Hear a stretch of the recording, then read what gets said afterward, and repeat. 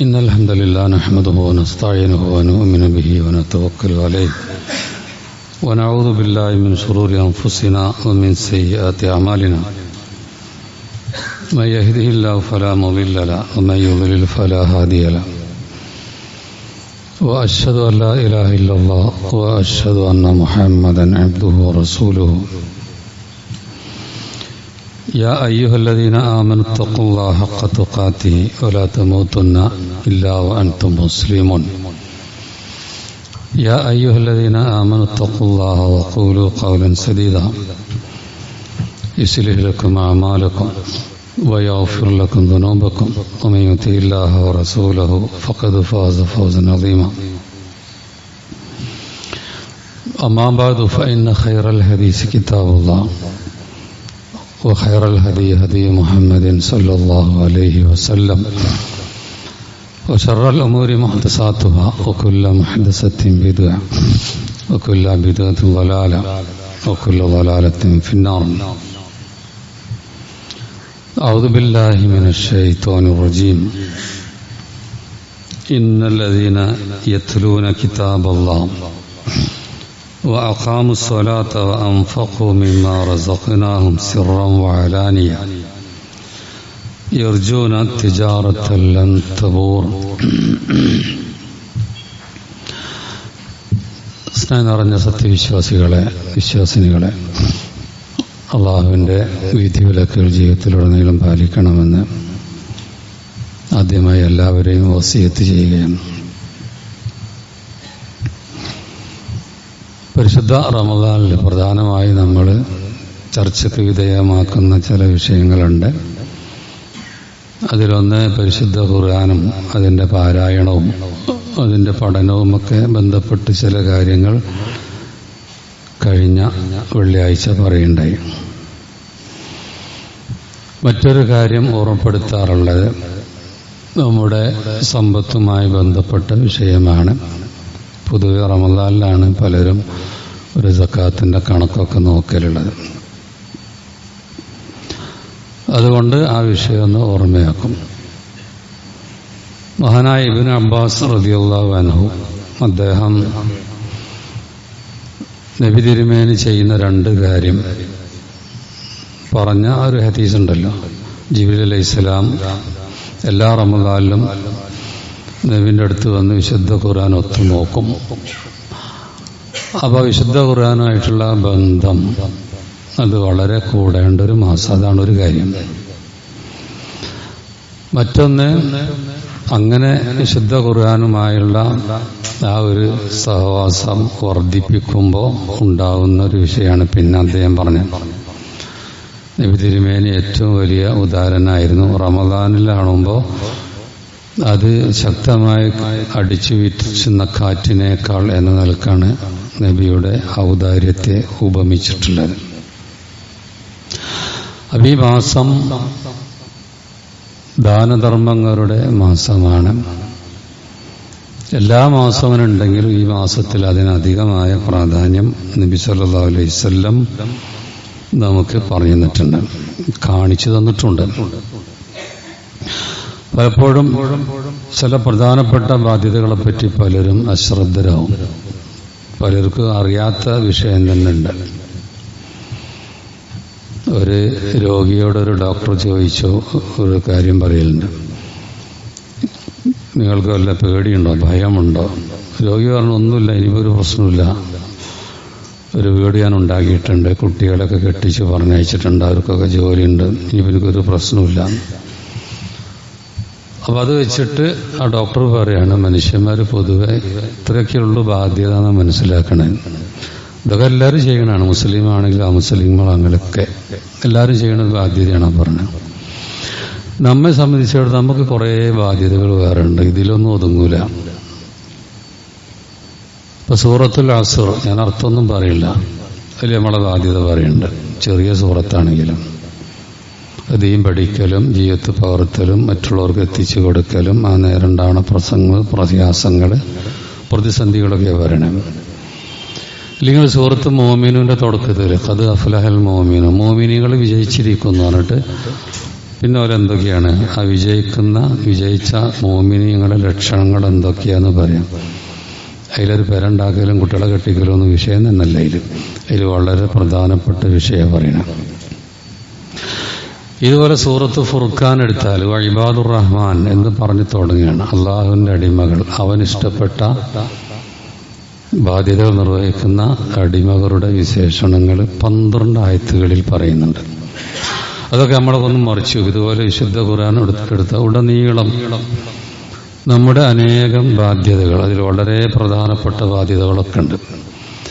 ആ കൂട്ടത്തിൽപ്പെട്ടൊരു ബാധ്യതയാണ് സാമ്പത്തിക രംഗത്തുള്ള നമ്മുടെ ബാധ്യത എന്ന് പറയുന്നത്. അതിനെപ്പറ്റി പറഞ്ഞൊരു വചനാണ് ഇവിടെ തുടക്കത്തിൽ ഓതിയത്. ഇന്നല്ലദീന യത്ലൂന കിതാബല്ലാഹ്, അള്ളാഹുവിന്റെ കിതാബ് പാരായണം ചെയ്യുന്നവര്, പാരായണം ചെയ്യേണ്ട വിധം പാരായണം ചെയ്യാം. അപ്പോൾ അതിന്റെ ഗുണങ്ങളൊക്കെ ഉണ്ട്. അതിൽ ചില ഗുണങ്ങളാണ് പറയണം. അപ്പോൾ എന്ത് ചെയ്യും? അഖാമുസ്സലാ, നിസ്കാരം മുറപ്രകാരം നിർവഹിക്കും. അങ്ങനെ ചെയ്യുന്നവര് അൻഫഖൂ മിമ്മാ റസഖ്നാഹും, നാം നൽകിയതിൽ നിന്ന് അവർ ചെലവഴിക്കും. എങ്ങനെ? സിർറൻ, രഹസ്യമായിട്ടും, വഅലാനിയതൻ, പരസ്യമായിട്ടും. ചിലപ്പോൾ പരസ്യമായി ദാനം ചെയ്യേണ്ടി വരും. അവയൊക്കെ നല്ലവരെ പറ്റി അള്ളാഹ് പറയുന്ന വിശേഷണങ്ങളാണിത്. ഇതുപോലെ നമ്മളുണ്ടാകണം. ഇതൊക്കെ പരിശുദ്ധ ഖുർആനിൽ പറയുന്ന വിഷയം. സൂറത്ത് ഫാത്തിറിലെ 29-ാമത്തെ വചനാണിത്. ഇവർ യർജൂന തിജാറത്തൻ ലൻ തബൂർ, അവര് പ്രതീക്ഷിക്കുന്നത് ഒരു വലിയ കച്ചവടമാണ്, ഒരിക്കലും നഷ്ടപ്പെടാത്ത കച്ചവടം. അപ്പൊ ഇവിടെ ഗുണങ്ങളും പറയുന്നുണ്ട്. ഈ ബാധ്യതകൾ നിർവഹിച്ചാൽ അവർക്ക് കിട്ടുന്ന കാര്യം 2 ലോകത്തും ഗുണങ്ങളാണ് പറയുന്നത്. ഇവിടെ ഇപ്പൊ ദാനത്തെ പറ്റി പറഞ്ഞല്ലോ. അള്ളാഹ് നൽകിയതിൽ നിന്ന് ദാനം ചെയ്യുന്നവർ എന്ന് പറഞ്ഞു. അത് രഹസ്യമായി കൊടുക്കുന്നവര്, പരസ്യമായി കൊടുക്കുന്നവര്. പരസ്യമായി കൊടുക്കുമ്പോഴും നീയത്ത് നന്നാവണം. അത് കണ്ട് മറ്റുള്ളവർ കൂടുതൽ ചെയ്യട്ടെ എന്നൊക്കെ വിചാരിച്ച് മാതൃകയാക്കാൻ വേണ്ടിയൊക്കെ ചെയ്യേണ്ടി വരും. ഇതുപോലെ രഹസ്യമായി ചെയ്യാന്ന് പറഞ്ഞു. അതൊക്കെ വലിയ പ്രതിഫലമുള്ള വിഷയമാണ്. അപ്പൊ ഇത്തരം ആൾക്കാരാണ് ഒരിക്കലും നഷ്ടപ്പെടാത്ത ബിസിനസ്സിൽ ഏർപ്പെട്ടവർ എന്നാണല്ലോ ഈ പറയുന്നത്. അപ്പൊ അവർക്ക് 2 ലോകത്തും ലാഭങ്ങൾ മാത്രമേ ഉള്ളൂ എന്നാണ് പറയുന്നത്. ഇത് ചെയ്താൽ ബാധ്യത നിർവഹിച്ചാൽ 2 ലോകത്തും ഗുണങ്ങൾ.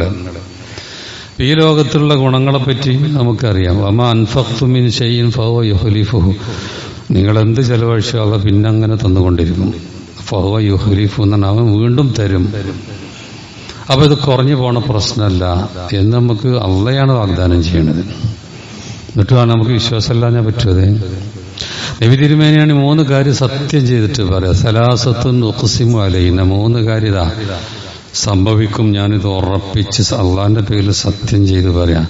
അതുകൊണ്ട് ഫഹ്ഫദൂഹു, അത് ഹൃദിസ്ഥമാക്കി വെച്ചോളും, എഴുതി വെച്ചോളൂ, മനസ്സിൽ എഴുതി വെച്ചോളൂ. 3 കാര്യം. അതിൽ ഒന്നാമതായി പറഞ്ഞ മാ നഖസത് സദഖത്തും മിമ്മാൽ, ദാനം ചെയ്താൽ ധനം കുറയൂല, ഉറപ്പിച്ച് മനസ്സിലാക്കി വെച്ചോളൂ എന്ന് പറയണം. അപ്പൊ നബിയാണ് സത്യം ചെയ്ത് പറയണേ. അള്ളാന്റെ മാർഗ്ഗത്തിൽ അവൻ തൃപ്തിപ്പെട്ട വഴിയിൽ നല്ല നീയത്തോടുകൂടി ചെലവഴിക്കുമ്പോൾ അള്ളാഹു പകരം തന്നുകൊണ്ടിരിക്കും എന്ന് നബി സല്ലല്ലാഹു അലൈഹി വസല്ലം സത്യം ചെയ്തവിടെ പറയാണ്.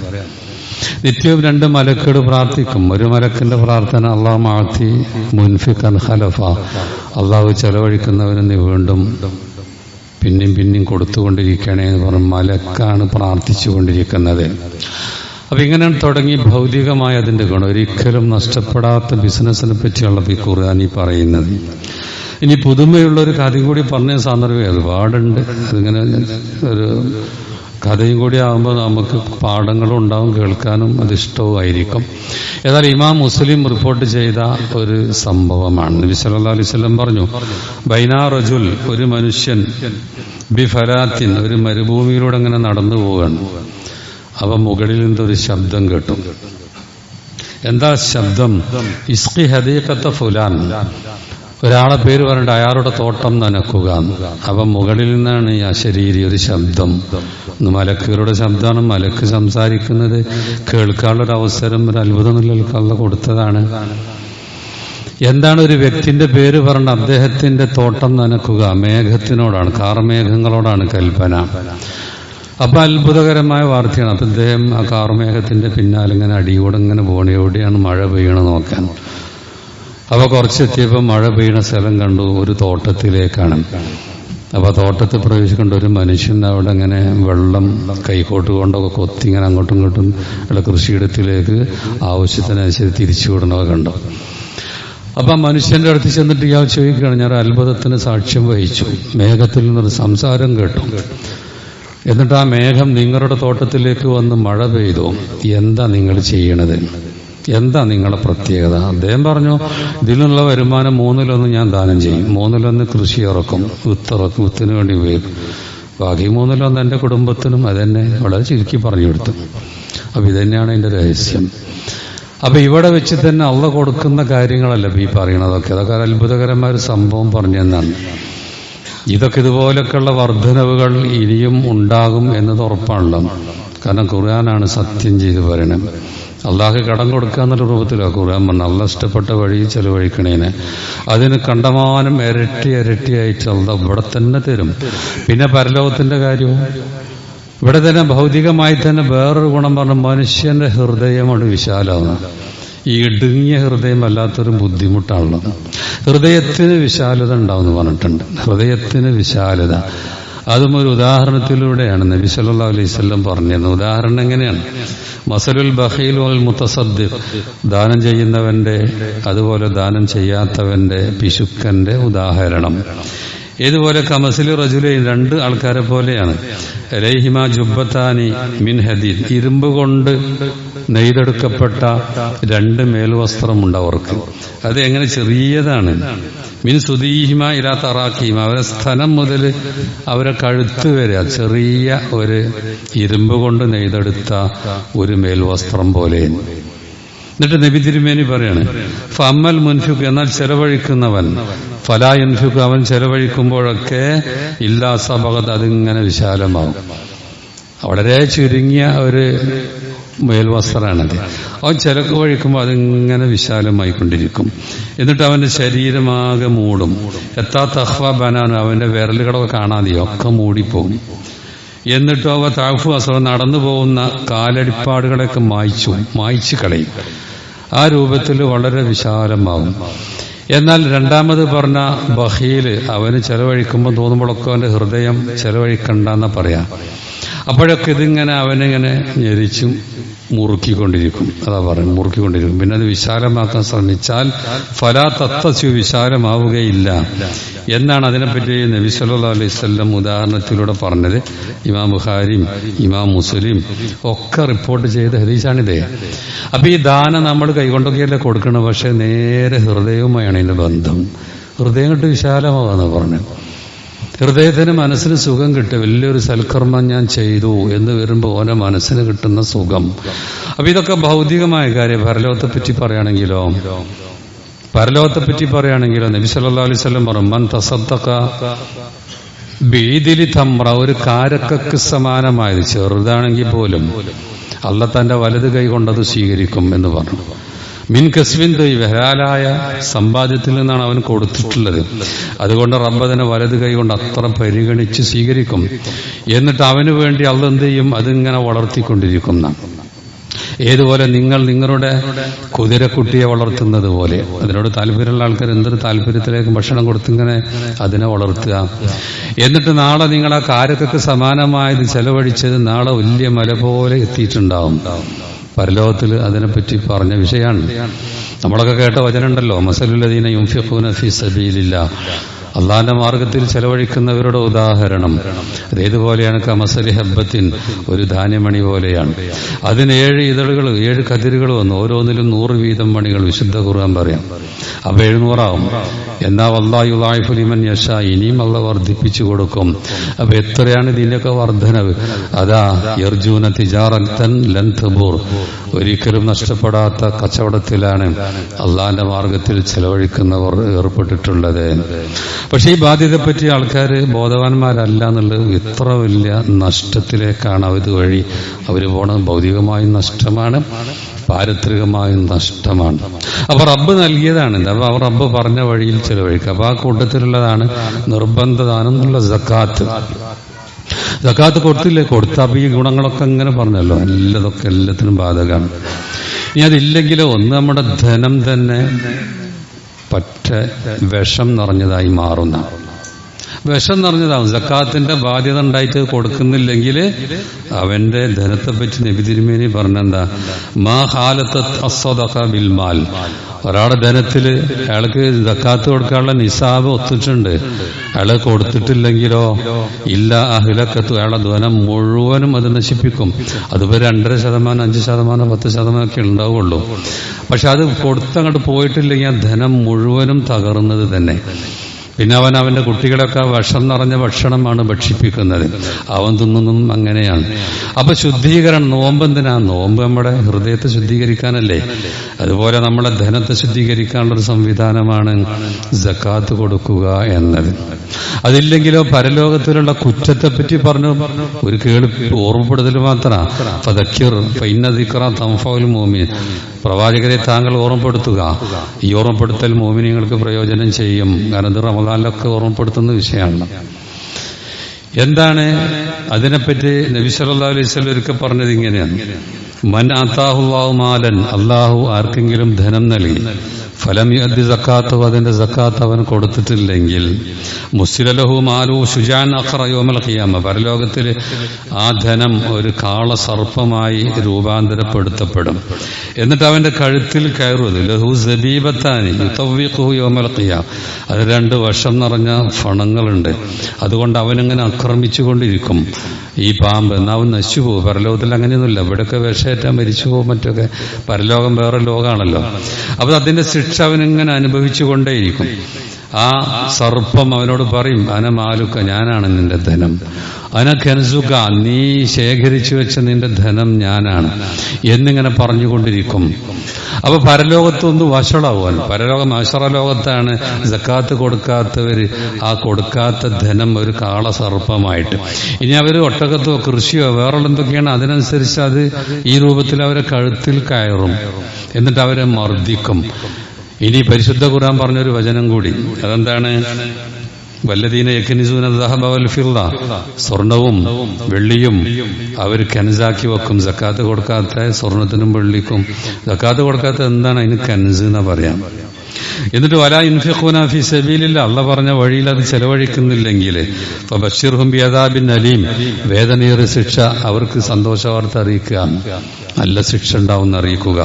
യൗമ അലൈഹാ ഫീ നാരി ജഹന്നം, അതെന്താണ് കൊടുക്കാത്തത്? സ്വർണ്ണം വെള്ളിയൊക്കെയാണ് നരകത്തിലിട്ടിട്ട് ചുട്ട് പഴുപ്പിച്ച് കൊണ്ടുവരുന്ന പറഞ്ഞു. എന്നിട്ട് ഫതുക്കുവാ ബിഹാജിബാവും, ശുദ്ധ ഖുർആനാണ് ഈ പറയുന്നത്. ജുനൂബും, അവരുടെ മുഖങ്ങളും അവരുടെ പാർശ്വങ്ങളും ളുഹൂറും മുതുകുകളുമൊക്കെ അതുകൊണ്ട് ഇങ്ങനെ ചൂട് വെച്ചുകൊണ്ടിരിക്കും. ആദാമാ കനസ്തും ലി അൻഫുസിക്കും, ഇതാണ് നിങ്ങൾ നിങ്ങൾക്ക് വേണ്ടി കൂമ്പാരമാക്കി വെച്ചത് എന്നവരോട് പറയപ്പെടും. ഫദൂഖൂമാ കുൻതും തക്നിസൂൻ, അതുകൊണ്ട് നിങ്ങൾ സക്കാത്ത് കൊടുക്കാതെ ശേഖരിച്ചു വെച്ചത് കൊണ്ട് ആസ്വദിച്ചോളൂ, അനുഭവിച്ചോളൂ എന്നിങ്ങനെ പറയപ്പെടും. അപ്പൊ ഈ രൂപത്തിൽ ധനം നൽകപ്പെട്ടവർ ഇങ്ങനെ ശിക്ഷ നേരിടാനാണോ ഒരുങ്ങേണ്ടത്? അതല്ല, അതിന്റെ വളരെ നേരിയ ശതമാനം അതങ്ങനെ കൊടുത്തതാണ് ശുദ്ധമാവും, അതാണോ വേണ്ടത്?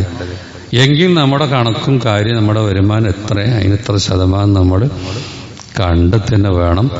എന്നിട്ട് അത് നമ്മുടെ ബാധ്യത. ആ വിഷം നമ്മളതല്ലത്, ശരിക്ക് അള്ളാഹ് തന്നതാണ്, പിന്നെ മറ്റുള്ള അവകാശമാണ്. നമ്മളതാ വിചാരിച്ച് നമ്മൾ കൊണ്ടെടുക്കുകയാണ്. അതുകൊണ്ട് തന്നെ നമ്മുടെ ധനം മുഴുവനും അത് നശിപ്പിക്കുകയാണ് ചെയ്യുന്നത്, പരലോകത്ത് ഈ പറയപ്പെട്ട ശിക്ഷകളൊക്കെ. അതുകൊണ്ട് സക്കാത്തിന്റെ വിഷയം നല്ല ശ്രദ്ധിക്കുക. റമദാൻ ആയതുകൊണ്ട് അതിന് പുറമെ ദാനധർമ്മങ്ങളുടെയൊക്കെ മാസമാണ്. അതുകൊണ്ട് സക്കാത്തിൽ ഇനി എന്താ പ്രശ്നം ഉണ്ടെങ്കിൽ ദാനധർമ്മങ്ങളൊക്കെ അതിന് എടുത്തിട്ടൊക്കെ അള്ളാഹ് പരിഹരിക്കുന്നതാണല്ലോ. അപ്പൊ അത് നല്ല ശ്രദ്ധിക്കുക. അള്ളാഹ് നമ്മെ അനുഗ്രഹിക്കുമാറാവട്ടെ.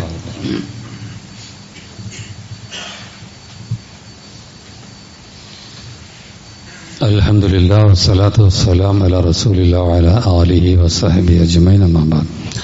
സ്നേഹം നിറഞ്ഞ സത്യവിശ്വാസികളെ, വിശ്വാസിനികളെ, അള്ളാഹുവിന്റെ വിധിവിലക്കുകൾ ജീവിതത്തിലുടനീളം പാലിക്കണമെന്ന് ഒരിക്കൽ കൂടി എല്ലാവരെയും വസിയത്ത് ചെയ്യുകയാണ്. ധനം വാസ്തവത്തിൽ പരീക്ഷണമാണ്. സ്വത്ത് ഇല്ലാതിരിക്കുന്ന നമുക്കൊന്നും ഇഷ്ടമല്ലല്ലോ, സ്വത്ത് വേണം അങ്ങനെയുള്ള ആഗ്രഹിക്കുക. വാസ്തവത്തിൽ സ്വത്തില്ലാതിരിക്കൽ ഒരു പരീക്ഷണമാണ്. സ്വത്തുള്ളതാകുമ്പോൾ പരീക്ഷണങ്ങൾ കുറെ കൂടുക ചെയ്യാം. ഇങ്ങനെ കൂടാതെ സ്വത്തുണ്ടെങ്കിൽ ഇപ്പൊ പറഞ്ഞ സ്വതൊക്കെ കയറി വരും, കൊടുക്കണം. അതുപോലെ സക്കാത്തിന്റെ വിഷയം വരുന്നുണ്ട്.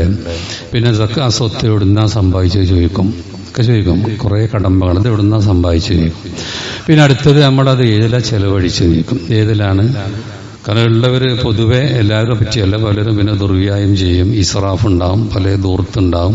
പിന്നെ നല്ല വഴിയിലായിരിക്കും ചെലവഴിക്കൽ. പലരും ഇതൊക്കെ ചോദിക്കും. എവിടുന്നാ സമ്പാദിച്ചത്, എന്തിലാ സമ്പാദിച്ചത്, എന്തിലാ ചെലവഴിച്ചത്, എങ്ങനെയൊക്കെ ചോദ്യങ്ങൾ വരും. നേരെ മറിച്ച് ഇതൊക്കെ ഉണ്ടാണിന് ഒരു വിരോധമില്ല. പക്ഷെ അത് അള്ളാഹ് പറഞ്ഞ രൂപത്തിൽ കൈകാര്യം ചെയ്യണം, അല്ലെങ്കിൽ പ്രശ്നം. പക്ഷെ അതൊന്നും ചെയ്യില്ലെങ്കിലും ആൾക്കാർക്ക് ഇത് വേണം എന്നുള്ള ചിന്ത വരും. വലിയൊരു പ്രശ്നമാണ് വരിക. സ്വത്ത് ആഗ്രഹിക്കണ്ടെന്നൊന്നും ആരും പറയുന്നില്ല. പക്ഷേ അതിന് അള്ളാഹ് ഏൽപ്പിച്ച വഴിയിലൂടെ നമ്മളതിനെ കൈകാര്യം ചെയ്തിട്ടില്ലെങ്കിൽ പ്രശ്നമാകും. അപ്പൊ ഈ കണക്കൊക്കെ നോക്കുമ്പോൾ വലിയ സമ്പന്നനല്ലെങ്കിലും ഓലാണ് ഒരു കണക്കിന് ഭാഗ്യവാന്മാര്. ഇത് ബാധ്യത നിർവഹിക്കാത്ത പണക്കാരെ പറ്റി ഞാൻ പറയണേ. അവരുമായി താരതമ്യം ചെയ്യുമ്പോൾ ഓർക്ക് ബാധ്യതകളുള്ള സ്വതക്കന്റെയോ സക്കാത്തിന്റെയോ ഒന്നും ബാധ്യതയില്ലാതെ പാവങ്ങൾ ഇങ്ങനെ കഷ്ടിച്ചു പോണവരൊക്കെ ഒരു കണക്കിന് ഒന്നുമില്ലാത്തവരാണ് നമ്മുടെ കണക്കിലെങ്കിൽ ഓർക്ക് പരലോകത്തിൽ ആ വിഷയത്തിലും ചോദ്യങ്ങൾ നേരിടണ്ടല്ലോ. പക്ഷെ ഇവിടെ ഉള്ളവർ കണക്ക് നോക്കണം. നമ്മുടെ കണക്ക് നമ്മൾ നിസാബൊത്തവരാണോ? നിസാബൊക്കെ പറഞ്ഞാൽ ഞാൻ വളരെ ചുരുക്കി പറയാം. സ്വർണ്ണാണെങ്കിൽ 10.5 പവനാണ്. 10.5 പവൻ 85 ഗ്രാം. 10.5 പവൻ സ്വർണ്ണ ആഭരണമാണെങ്കിലും എന്താണെങ്കിലും അതുണ്ടെങ്കിൽ അതിന് 2.5% സക്കാത്ത് കൊടുക്കണം. അല്ലെങ്കിൽ അത് മുഴുവനും വിഷമാണ്, വലിയ പ്രശ്നമാണ്. വെള്ളിൻ്റെതാണ് പൊതുവെ നമ്മുടെ കറൻസിയൊക്കെ ഇത് പണ്ഡിതന്മാർ ബന്ധിപ്പിച്ച് പറയണം. ഭൂരിഭാഗം ആൾക്കാരും പാവങ്ങളെ ഭാഗം പരിഗണിച്ചുകൊണ്ടൊക്കെ വെള്ളി എന്ന് പറഞ്ഞാൽ 595 ഗ്രാം വെള്ളി അതൊരാൾക്കുണ്ടെങ്കിൽ അതിന്റെ 2.5% കൊടുക്കണം എന്നാണ്. അപ്പൊ അതിന്റെ വില കൂട്ടുക, അതിന്റെ വരുമാനം 595 ഗ്രാം. ഇത് നോക്കിയാൽ കിട്ടും, നമുക്ക് ഓൺലൈനിലൂടെ നോക്കിയാൽ കിട്ടുന്ന 1 ഗ്രാം വെള്ളിന്റെ വില എത്രയാണ്. അത് നോക്കിയിട്ട് അതിന് 595 കൊണ്ട് ഗുണിച്ചാൽ കിട്ടുന്ന സംഖ്യ, അതിന്റെ 2.5% കൊടുക്കേണ്ടത്. അതൊക്കെ കൊടുക്കല്ല. ഓരോ കൊല്ലത്തിൽ അത്ര ഒരധികം അവന്റെ അടിസ്ഥാന ചെലവ് കഴിഞ്ഞിട്ടുണ്ടെന്ന് പറയാം. കഴിഞ്ഞിട്ട് ഇത്ര വർധനവുണ്ടെങ്കിൽ ഈ 595 ഗ്രാം വെള്ളിന്റെ അത്ര ഒക്കും എങ്കിൽ അതിന്റെ 2.5% പോയി. ഇല്ലെങ്കിൽ വിഷം കുറച്ച് മതിയല്ലോ, അത് ആകെ പ്രശ്നമാണ്. അപ്പൊ അത് കണക്ക് നോക്കുക എന്ന് പറഞ്ഞു. കൃഷിയാണെങ്കിൽ 10% അല്ലെങ്കിൽ 5% അങ്ങനെ പറയാം. നമ്മള് നനച്ച് വളമൊക്കെ ഇട്ടുണ്ടാക്കണതിന് 5% കൊടുത്താൽ മതി. എന്നാൽ അങ്ങനെയൊന്നുമില്ല. അതിന് നമ്മൾ ഈ കശുവണ്ടി മാതിരി അതൊക്കെ അള്ളാഹ് ആകാശം ഇറക്കണം ആയതുകൊണ്ടൊക്കെ നമുക്ക് വേറെ ഒന്നുമില്ല, വരുമാനം മാത്രം കിട്ടണം. അതാണ് അതിന്റെ 10% കൊടുക്കണം എന്നാ. അതിന്റെ നിസാബ് എത്രയാ? അതിന്റെ നിസാബ് നബി സല്ലല്ലാഹു അലൈഹി വസല്ലം പറഞ്ഞിട്ടുള്ളത് എത്രയാ അറിയും? 5 വസ്ക് ഉണ്ടെങ്കിൽ കൃഷിന് 5 വസ്ക് എന്ന് പറഞ്ഞാല് ഒരു വസ്ക് 60 സോആണ്. അപ്പൊ 5 വസ്ക് എന്ന് പറഞ്ഞാൽ 300 സോ എന്ന് പറയും. 300 സോ എന്ന് പറഞ്ഞാൽ നമ്മുടെ നാട്ടിലെ പ്രധാന ഭക്ഷണം അരിയുമായി നോക്കുമ്പോൾ ഏകദേശം 612 കിലോ അരിക്കുള്ള കൃഷി. അപ്പൊ അതിന്റെ വില ഇപ്പൊ നമുക്ക് കിട്ടുമല്ലോ. ഇന്നത്തെ ഒരു ഇടത്തരം 612 കിലോ അരിക്ക് എത്ര പൈസ? അതിനുള്ള കൃഷി ഉണ്ടെങ്കിൽ അതിന്റെ 5-10% കൊടുത്തിരിക്കണം എന്നൊക്കെയാണ് ഇതിന്റെ നിസാബിനെ പറ്റി പറഞ്ഞത്. നിസാബ് റമദാൻ തന്നെ കൊടുക്കണം എന്ന് യാതൊന്നുമില്ല. വാത്തു ഹക്കോ യോമ ഹസാദ്, എപ്പോഴാണോ കൊയ്തെടുക്കുന്നത് അപ്പോൾ അതിന്റെ ഹക്ക് നിങ്ങൾ കൊടുത്തു വീട്ടുക എന്നാ. മറ്റുള്ളവരുടെ കൊടുക്കുക, അത് അവരെ അവകാശമുള്ളൂ. അപ്പൊ ആ നിലക്കാണ് അതിനെപ്പറ്റി പറഞ്ഞത്. അപ്പോ നമ്മുടെ കച്ചവടം ബിസിനസ്സൊക്കെ ആണെങ്കിൽ നേരത്തെ പറഞ്ഞ ഈ വെള്ളിയുടെ ഇതുമായി ബന്ധിപ്പിച്ചിട്ട് അത് നമ്മൾ കണക്കാക്കി കൊടുക്കുക. ഇവിടെ അതിന്റെ വളരെ സംഘടിതമായി നമ്മുടെ സക്കാത്ത് വർഷങ്ങളായി ഉഷാറായി പോകുന്നുണ്ട്. അവരെ ഏൽപ്പിക്കാം, അവരതിന്റെ രൂപത്തിൽ ചെയ്യുന്നുണ്ട്. ഏതായാലും സാന്ദർഭികമായി സൂചിപ്പിച്ചതാണ്. ഇത്തരം ബാധ്യതകൾ കുറേയുണ്ട് നമുക്ക്. അതിനെപ്പറ്റി അശ്രദ്ധരായാൽ നമ്മൾ കുടുങ്ങും. ആചാരി ചില വിഷയങ്ങളാണിത്.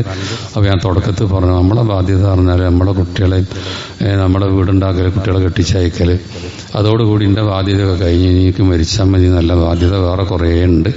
അതൊക്കെ ഒന്ന് വിശുദ്ധ ഖുർആൻ തിരുസുന്നത്തും പറഞ്ഞതിനനുസരിച്ചൊക്കെ മനസ്സിലാക്കുമ്പോൾ എല്ലാവർക്കും മനസ്സിലാവുന്ന വിഷയങ്ങളാണ്. അപ്പൊ നമ്മളത് ആ രംഗം നമ്മൾ ക്ലിയർ ആക്കണം എന്നാണ് സാന്ദർഭികമായി സൂചിപ്പിക്കാനുള്ളത്. അള്ളാഹു അങ്ങനെയുള്ള നല്ലവരുടെ കൂട്ടത്തിൽ നമ്മെല്ലാം ഉൾപ്പെടുത്തുമാറാവട്ടെ. ഞാൻ കഴിഞ്ഞ വെള്ളിയാഴ്ച പറഞ്ഞതിൽ തന്നെ നാളെ പാണ്ടിക്കാട് വെച്ചിട്ട് ഹജ്ജ് പഠന ക്ലാസ് ഉണ്ട്. ഇവിടെ നിങ്ങൾ കേൾക്കുന്നവരുടെ കൂട്ടത്തിലുള്ള അല്ലെങ്കിൽ നമ്മൾ അറിയുന്നവരൊക്കെ ഉണ്ടെങ്കിൽ പാണ്ടിക്കാട് വെച്ച് അവിടെ ഇല്ലം ഓഡിറ്റോറിയം എന്ന ഓഡിറ്റോറിയത്തിൽ വെച്ചിട്ടാണ് 9 മണി മുതൽ 1 മണി വരെയാണ് ഹജ്ജ് പഠന പരിപാടിയുള്ളത്. അത് നമ്മുടെ ഹജ്ജ് കുറ്റമറ്റ രൂപത്തിൽ നിർവഹിക്കാനുള്ള നിർദ്ദേശങ്ങളാണ്. അപ്പോൾ നിർദ്ദേശം കൊടുത്താൽ നമുക്ക് അതിൻ്റെ കൂലി കിട്ടും. അങ്ങനെ ഉണ്ടെങ്കിൽ അറിയിക്കുക. അങ്ങനെ എല്ലാവിധ സൽക്കർമ്മങ്ങളും ചെയ്യാനുള്ള തൗഫീഖ് അല്ലാഹു നമുക്കെല്ലാം പ്രദാനം ചെയ്യുമാറാവട്ടെ. നമ്മയൊക്കെ അള്ളാഹു ജന്നത്തുൽ ഫിർദൗസിൽ പ്രവേശിപ്പിക്കുമാറാവട്ടെ. റബ്ബനാ ആതിനാ ഫിദ്ദുനിയ ഹസനത്തൻ വഫിൽ ആഖിറതി ഹസനത്തൻ വഖിനാ അദാബന്നാർ. റബ്ബനാ ലാ തുസിഗ് ഖുലൂബനാ ബഅദ ഇദ് ഹദൈതനാ വഹബ് ലനാ മിൻ ലദുൻക റഹ്മ ഇന്നക അൻതൽ വഹ്ഹാബ്. اللهم اغفر للمؤمنين والمؤمنات والمسلمين والمسلمات. اللهم اعز الاسلام والمسلمين واذل الشرك والمشركين. اللهم اجرنا من النار. واخر دعوانا ان الحمد لله رب العالمين.